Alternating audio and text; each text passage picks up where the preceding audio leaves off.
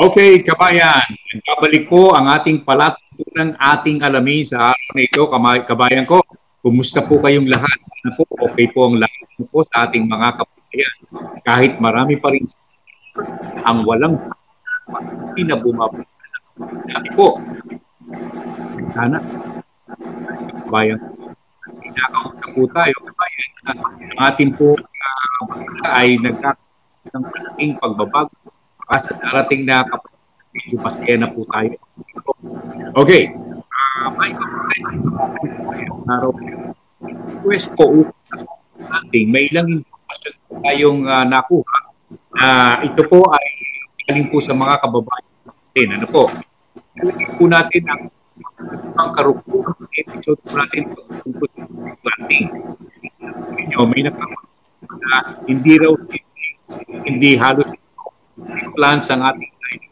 Totoo po, kabayan, hindi ko na po isinamang ng coffee, malaki ng mga halaman.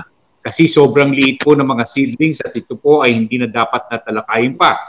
Kaya yung demo mula sa palaki ng paglaki po ng coffee plants ay atin pong iniligay at next time po, itutuloy po natin ang tungkol sa pagtatanim at tamang pagtatanim, maayos na pagtatanim ng kape, kabayan.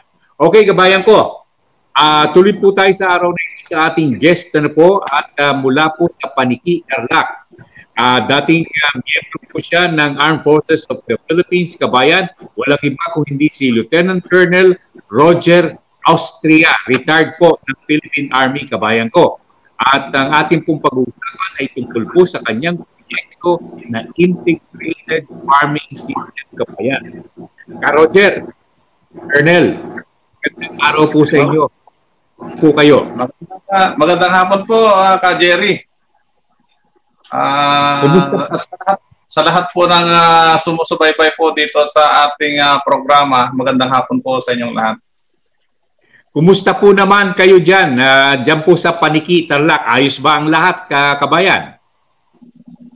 Sa habag at pag-ibig po ng Panginoon, ay maayos naman po kami dito sa Paniki, Tarlac. Okay. Alam po ninyo, 2017 nang magkatagpo tayo dyan sa Paniki, Tarlac. Ano po?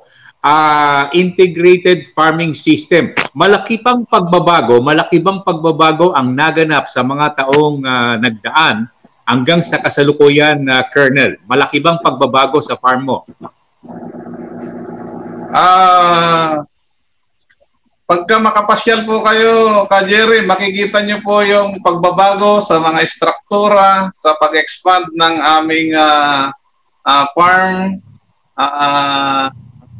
Kasi po, nung pumunta po kayo noon, medyo, kumbaga, nagsisimula, bago-bago pa lang po kami sa larangan ng integrated farm. So, sa tingin ko po, kayo po ang makakapagsabi niyan pagka makabalik po kayo ulit dito sa aming munting farm. Ano po ang mga pagbabagong nailagay po ninyo sa ngayon? Ikwento po ninyo. Isa-isahin po natin. Dati po, nagsimula lang po kami sa konting alagaing kambing, mga tupa. Sa ngayon po ay sa awa ng Panginoon po, nag-expand na rin po. Naging learning site for agriculture na rin po itong ating farm. Nagtuturo na rin po kami ng tamang pag-aalaga ng mga alagaing kambing, mga hybrid na kambing. So tinuturo po natin ito sa mga farmers kasi as a learning site for agriculture under po ng Agricultural Training Institute ng Department of Agriculture. Colonel, kung ayan pong nabanggit po ninyo training site na yung lugar ninyo, ano po? Yung pong mga sinasabi niyo mga hybrid na kambing, ano po? Paano po natin masasabi na ito po ay pwedeng makatulong sa mga ordinaryo nating mga magsasaka? Alam po ninyo, marami pong tatanong sa atin yung mga bagay tungkol sa alaga ng kambing. Ano po ang maipapayo ninyo sa kanila? As a training site na po ng Department of Agriculture ng ATI, dito po sa pag-alaga po natin ng kambing, bilang breeder, kami po ay nag-breed ng mga magagandang lahi ng kambing para mag-improve po yung genetics ng ating local goats po natin, yung mga native po natin. Pwede po nating i-improve na mas mabilis po yung paglaki ng ating mga local breeds. And of course, yung pong pinaka main objective po natin ay ang paggagatas, no? Papunta na rin po sa pag-extract po ng gatas ng ating mga alagang kambing, at ito po ay napakalaki po na rin ng demand ng ating mga gatasang kambing, kasi sa ngayon po ay tayo po ay halos nag-import po ng gatas from other countries. So ito po yung mga tinitignan ko pong magandang opportunity dito po sa pag-aalaga po natin ng kambing. Colonel, kung mabibigyan nyo ng payo ang ating mga kababayan na nahihilig sa pag-aalaga po ng nasabing hayop, anong lahi ang inyong maire-rekomenda na magandang magbigay po ng gatas, at mga ilang pong ulo, mga ilang po ang pwedeng simula ng ating pong mga magsasaka na ngayon lamang papasok sa ganitong klaseng proyekto? Ang magagandang lahi po, Ka Jerry, na gatasang kambing, ito po yung Saanen, no? Galing po sa Australia ito. At saka yung Anglo-Nubian, yung US Anglo-Nubian po natin, magagatas po ito. Para po sa ating mga magsasaka na nagnanais pong mag-engage sa dairy, para sa akin po ay yung 25 heads na inahin, maganda na pong simula. Kasi ang isang bulugan, yung back po natin, pwede pong i-match doon sa, ang ratio po kasi 1:25. 25 po na inahin ang kayang-kaya po niyang kastahan.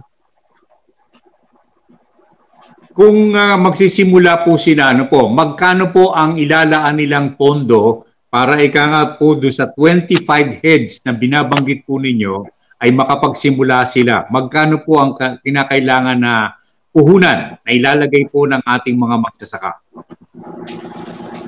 Ina-advise ko po sa ating mga beginner, sa ating mga magsasaka, kung pwede po, dahil kulang pa po sila kailangan mag-practice pa po sila, wag po munang pumunta kaagad doon sa mga purebred kasi mahal po yung mga yon.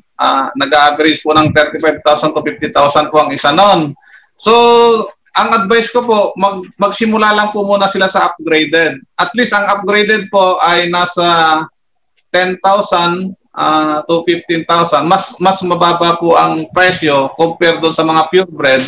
So, kung i-average po natin sa 10,000 times 25 heads, that is 250,000 plus isang barako na purebred na sabihin natin na nasa 30,000 yung barako, so that is 280,000 plus housing. So medyo malaki-laki rin pong puhunan, Ka Jerry, pero ang maganda po dito, kailangan po sa una gawin nyo lang po munang libangan, therapeutic, kumbaga therapy po natin ito, pang stress reliever. Huwag po muna nating isipin na tayo ay magne-negosyo, kasi kung iniisip natin kaagad na negosyo at kikita tayo kaagad, baka ma-prostrate po tayo. So, yan po. Yung pinapayo po ninyo, para sa mga beginners po natin, mga upgraded po na kambing, well, sabi ka natin, nasa Panikitarlac po kayo, medyo may kalayuan. Ano po ang maire-recommenda po ninyong replacement dito na makukuha sa ibang lugar aside from your farm, aside from the area na kinalalagyan po ninyo? Baka may maire-recommend pa yung mga site, mga center na pwede na pagpuna ng mga upgraded na mga milking goat po. Opo, marami po tayong mga kaibigan na dahil sa larangan po itong goat industry po natin ay dahil lumalago po itong goat industry, may mga kaibigan po tayo dyan sa parte po ng Pampanga, yung R.O. Valerio Dairy Farm. Kaibigan po natin ito, kumpare ko rin po siya. At siya rin po, ako yung mga tiga Pampanga, pwede pong dumirekta doon sa kanya. Meron pa pong isa, si Malik Farm sa Mexico, Pampanga po ito. Si R.O. Valerio Farm po sa Bacolor, Pampanga. At yung mga ibang, dito naman po sa parting Central Luzon, ay marami din po mga nag-aalaga po dito. Si Sai Goat Farm, mga naturuan po natin ito nung araw. Pero ngayon ay maganda na rin po yung kanilang farm. So nagsimula lang din po ito sa upgraded. Okay, mabalikan po natin yung farm po ninyo. No po? Mamayang konti, siguro, after the airing of this program, siguro ang hihilingin ko po sa inyo, ma-send po nyo, ma-text po nyo sa akin ang mga lugar na pwede nilang mapagkunan. Ano po, aside from Paniki, Tarlac, ang inyong farm. Okay. Kung ninyo, ano po ang unang-unang dapat gawin? Halimbawa, kakuha na po ng mga baguhan po natin, lalo na yung mga estudyante, ano ang unang dapat nilang gawin para nga maging maganda ang kanilang panimula sa pag-aalaga na sabi tayo, kambing? Unang-una po ka, Jerry, ang akin pong may re-recommenda sa mga beginner, kailangan po, una, mayroon silang lupain na pwedeng pagtataniman ng mga napier grass, mga ligumbre, mga legumes. Then, pangalawa,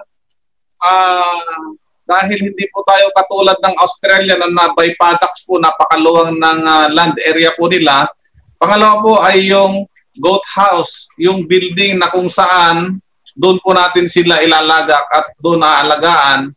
Ang gagawin po natin, kahit maliit lang po yung ating sakahan, yung ating bukid, magtatanim po tayo ng sarili nating pakain.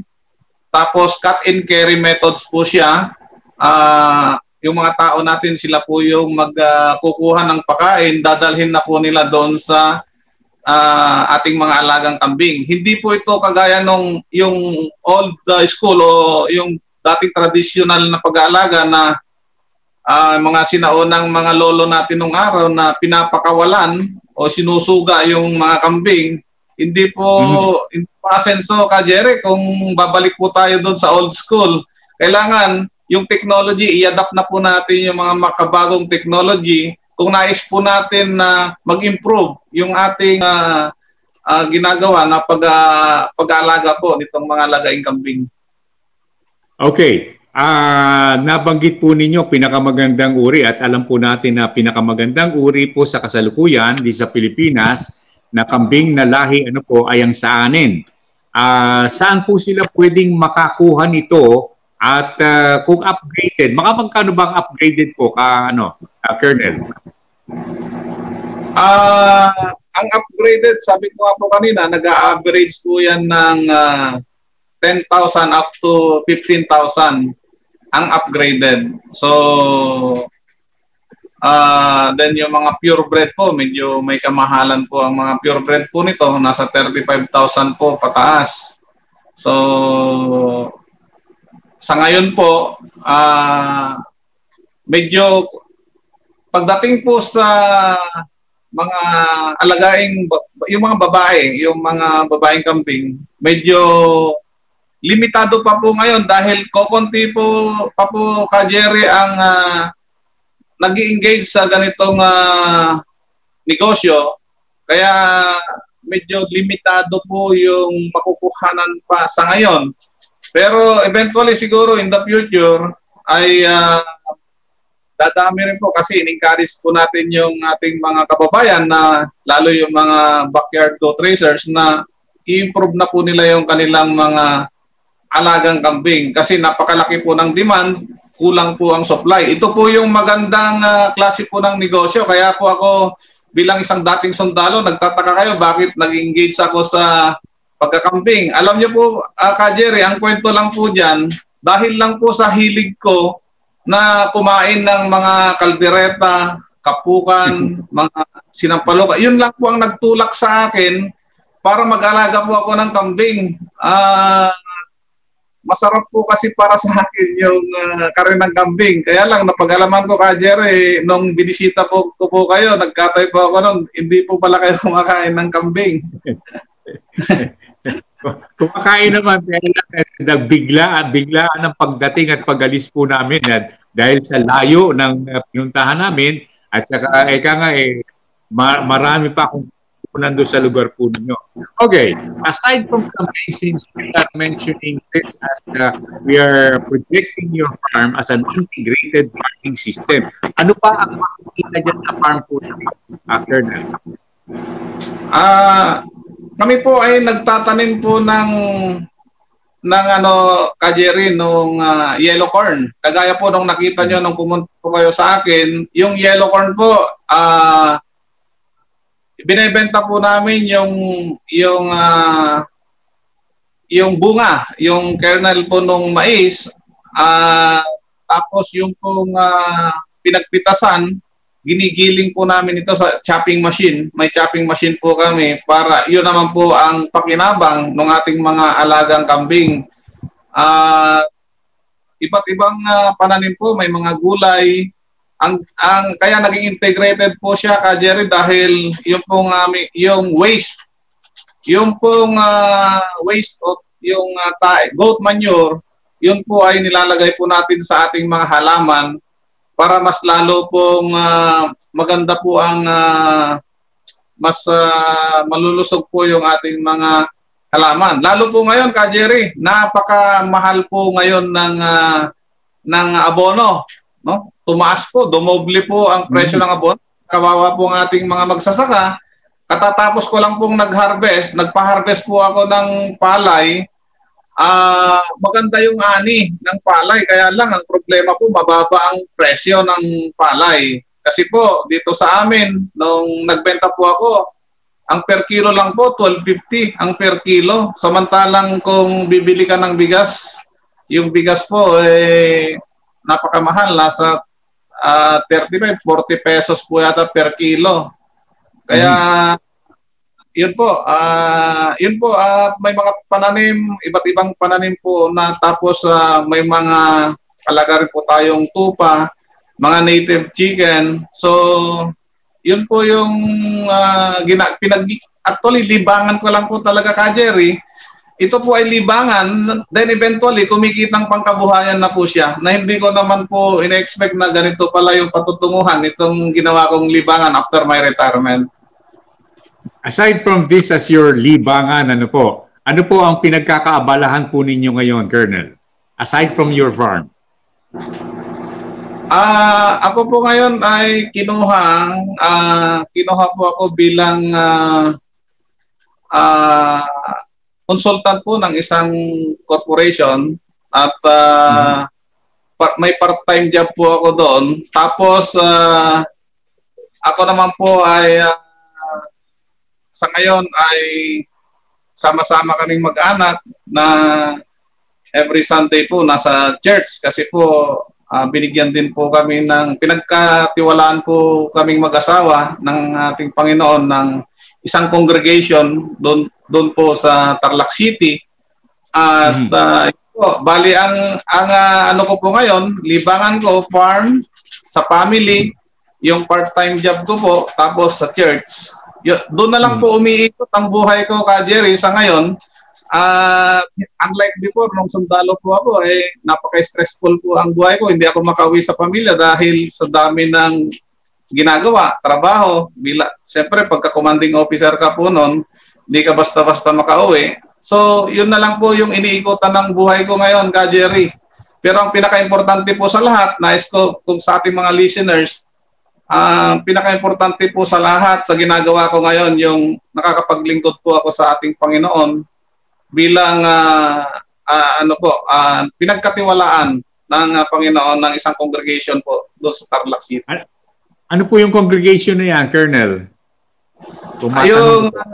Sa ano po, sa Jesus is Lord Church po, bilang ako po yung naitalaga bilang coordinator, kaming mag-asawa po. Okay, okay. At yung ano, bago po tayo magkahiwalay, Colonel, ano po, sapagkat ang bala ko nga we barely have enough time for everything, ano po. Sa lugar na pinalalagyan po ninyo, mayroon pa bang malaking pagbabago na binabago po kayong ilagay sa inyong farm?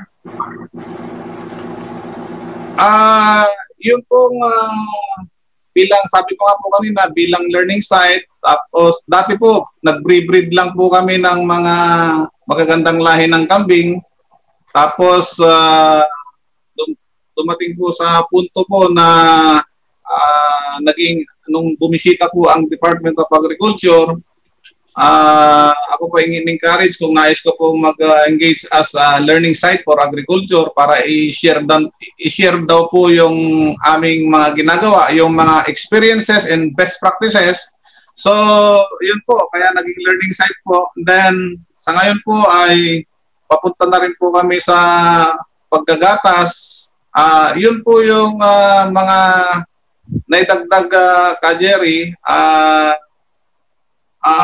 God willing po ay sana magtuloy-tuloy po yung paglago, yung expansion po nitong ating munting farm para po marami pa po tayong matulungan kasi nakakapag-ambag po tayo ito sa community dahil habang lumalaki po yung farm, nadadagdagan naman po yung aking mga trabahante, yung mga nagtatrabaho po dun sa farm, so nakakapag-create po tayo kahit paano sa ating mga kabarangay po doon ng trabaho.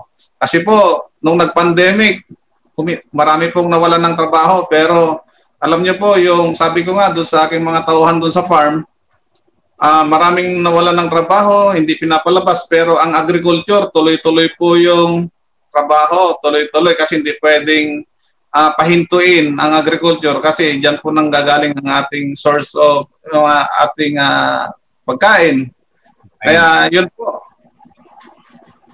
Okay, Colonel, nako, marami pa tayong pwedeng pag-usapan at I'm looking forward to going back to your farm. Ano po, mabanggit ko bago tayo magkahiwalay. Noon kasama po ninyo ang inyong mga magulang. Nandiyan pa rin po ba sila? Pupunta-punta po sa farm ninyo, ang inyong po mga parents. Opo, sa awa po ng Panginoon malakas pa po sila. Yung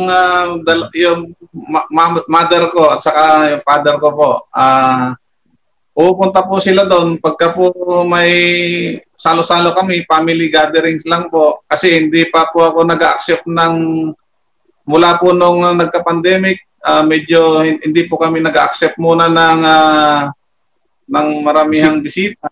Kagaya po ng pa-seminars, sininto ko rin po yung pa-seminars kasi mahirap din po kasi kung may ma-infect sa mga tao ko, hindi ko po kayang trabahuin yung trabaho nila. Kaya medyo ingat-ingat po. Pero salamat po sa Panginoon dahil bumababa na po yung mga infected po ng virus sa ngayon. Base po dun sa ating mga naririnig sa balita, bumaba na po. Kaya naway magtuloy-tuloy po ito. Ito naman po yung panalangin po natin na babalik na po tayo sa normal.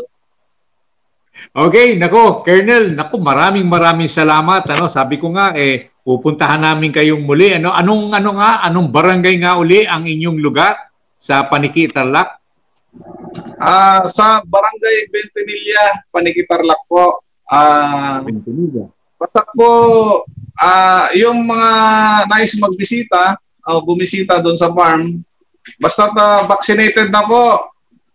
Vaccinated at sigurado namang hindi infected ay welcome na po. Basta wag lang pong maramihan. Siguro basta hindi po lalagpas sa 10 katao.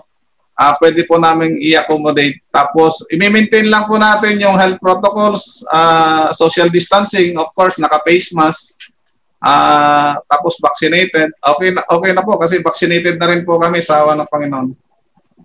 Okay, nako, Colonel, maraming salamat po at kumusta na lamang po sa inyong may bahay po at sa buong pamilya po ng Austria po. At ay sabi ko nga, sigurado nami-miss ninyo yung pagiging sundalo po ninyo. Pero yung pala, mas maligaya kayo sa inyong kinalalagyan ngayon, sa inyong kabukiran, sa inyong paglilingkod sa ating Panginoon, at siyempre ang inyong pagiging consultant po sa isang kumpanya dyan ng lugar. Thank you po, Colonel.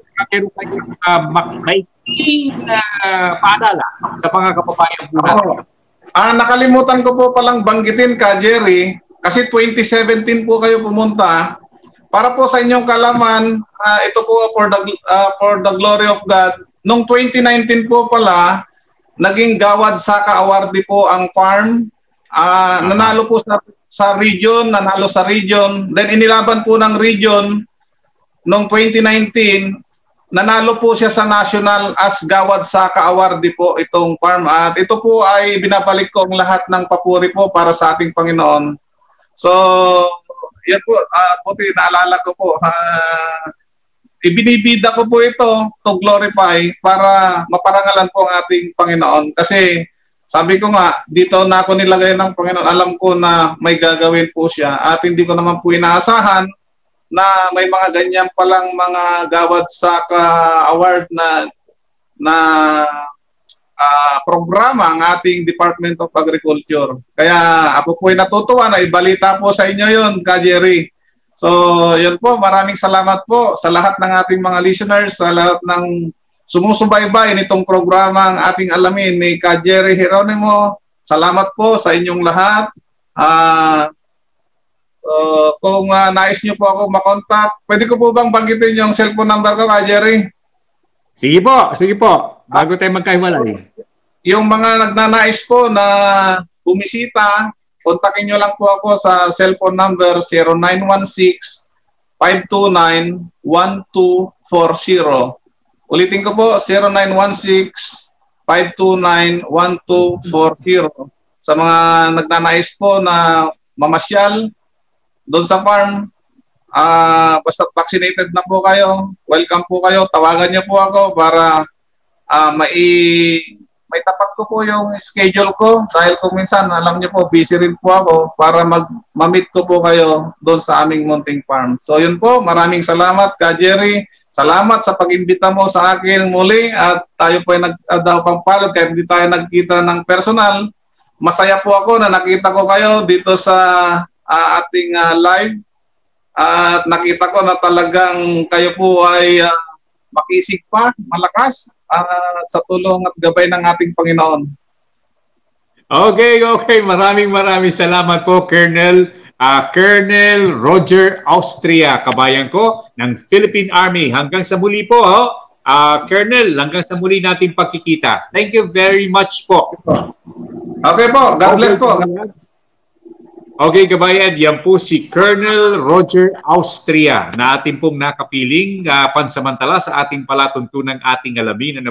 At siguro, by God's grace, pwede po tayong makarating muli at makabalik sa kanyang farm sa Bentinilla, dyan po sa lalawigan po ng Tarlac, sa bayan po ng Paniki. Okay, kabayan, sana po marami tayong napulot na halimbawa, magandang halimbawa mula po kay Colonel Austria po, kabayan ko, at ito po ay mai-apply po natin sa ating mga binabalak-balak sa larangan ng pananakakan at pangisdaan at mga palatuntunang pangkabuhayan. Okay, kabayan, sa ngalan po ni Colonel Austria, ito po naman ang inyong lingkod, muli po nag-aanyaya, makibahagi po kayo sa ating palatuntunang ating alamin. Ating alamin official, tunguhin po ninyo, subscribe po kayo, kabayan, at magkakasama-sama po tayo sa napakahabang panahon sa palatuntunang ating alamin. Hanggang sa muli, mabuhay po kayong lahat, kabayan, and God bless sa buong sambayanang Pilipino.